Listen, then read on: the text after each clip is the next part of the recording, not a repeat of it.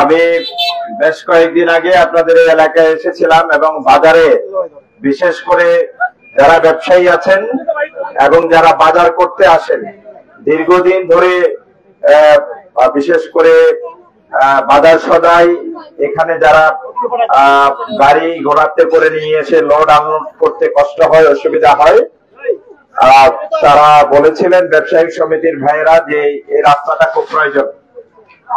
সে লক্ষ্যে আমি এখানকার এই এলাকার ভাইদেরকে বলেছিলাম যে উপজেলা অফিসে আপনারা যোগাযোগ করেন, কথা বলেন, আমি এটার জন্য যেখানে যেখানে কথা বলা প্রয়োজন কথা বলবো।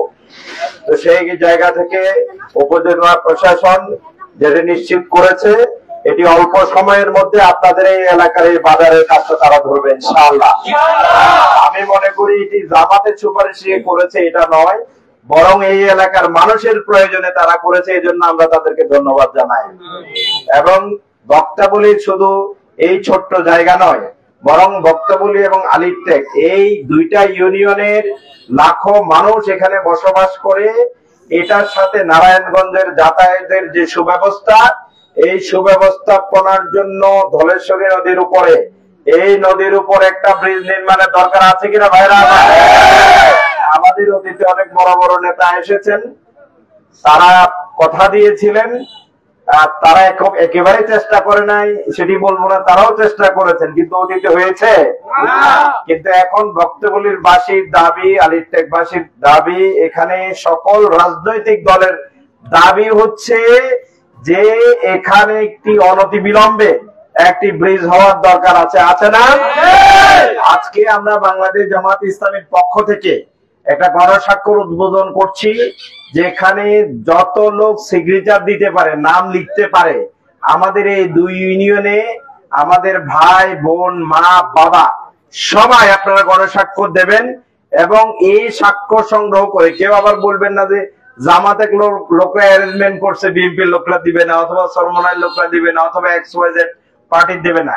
এটা এই যে ব্রিজ, এটা কি জামাতের দরকার না সবার দরকার? ভাই সবার দরকার আছে না? এজন্য আমরা সবাই মিলে যাদের বাসা বাড়িতে যেখানে আমরা যাব আমাদের নাম গ্রাম সিগনেচার দিয়ে এই যে একটা আন্দোলন, এই কাজে সহযোগিতা করব। মন্ত্রণালয় সহ যেখানে যেখানে গিয়ে এটা পাস করানো লাগে আমি নিজে এবং এই এলাকার যত সিনিয়র ব্যক্তিবর্গ আছে তাদের নিয়ে বক্তাবলী এবং আলিরটেকবাসীর দীর্ঘদিনের যে প্রত্যাশা একটা ভালো ব্রিজ নির্মাণ করা, সেক্ষেত্রে আমরা আপনাদের দাবি আদায়ে সরব ভূমিকা পালন করবো ইনশাআল্লাহ। আমরা বলবো না একেবারে আমরা কালকেই করে ফেলবো, কিন্তু আমরা বলবো আল্লাহ তাআলা যদি আমাদেরকে সুযোগ দেন, আল্লাহ তৌফিক দিতে হবে না? আল্লাহ যদি তৌফিক দেন, আপনারা যদি পাশে থাকেন, ইনশাআল্লাহ আমরা এই বক্তবলী এবং আলিরটেকবাসীর যে ব্রিজ, স্বপ্নের ব্রিজ আমরা নির্মাণ করার ক্ষেত্রে ভূমিকা রাখবো ইনশাআল্লাহ। আমি আবারও বলছি, বাজারের এই কথা আপনারা হয়তো অনেকেই বুঝেন নাই, যারা বাজারের ভাইয়েরা আছেন, আমি বেশ কিছুদিন আগে এখানে এসে বলে গিয়েছিলাম আপনাদের এটা দেখবো।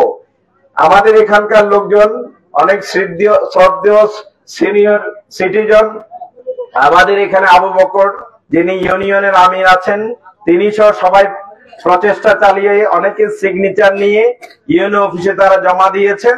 এবং আমি সুপারিশ করেছি এবং সিরিয়াসলি বারবার বলেছি যে সেতু তো আরো একটু পরে করবেন, আগে এই কাজটা করে দেখান যে আপনারা সামনে পারবেন।